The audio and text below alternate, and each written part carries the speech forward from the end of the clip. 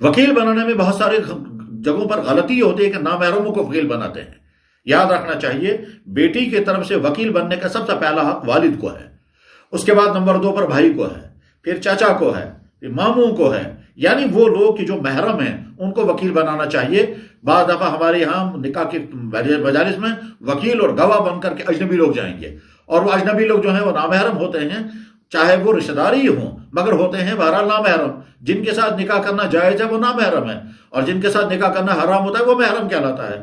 लिहाजा अच्छी तरह से जहन में रखा जाए कि अगर हम लड़की की तरफ से किसी को वकील बना रहे हैं, ये वकील महरम होना चाहिए, उसके साथ जो गवाह जा रहे हैं वो गवाह भी महरम होना चाहिए। नामहरमों को ऐसी खातून से पूछने के लिए भेजना जो खातून उस वक्त बनाव सिंगार के साथ दुल्हन बनी हुई होगी और अपनी सहेलियों के साथ, अपनी रिश्तेदार खवातीन के साथ बैठी होंगी, और अजनबी मर्दों को हम उस मजलिस में दाखिल कर देते हैं। हरगिज़ सही नहीं, शरआन भी नाजायज।